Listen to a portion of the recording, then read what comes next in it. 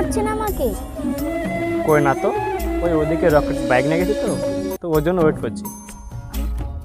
আমি না অত নাদান পাইনটা না, ঠিক আছে?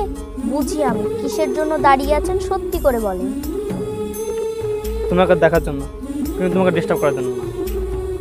যদি তুমি মনে করো তোমাকে ডিস্টার্ব করছি, তাহলে আর আমি এখানে কোনো দাঁড়াবো না। কেন?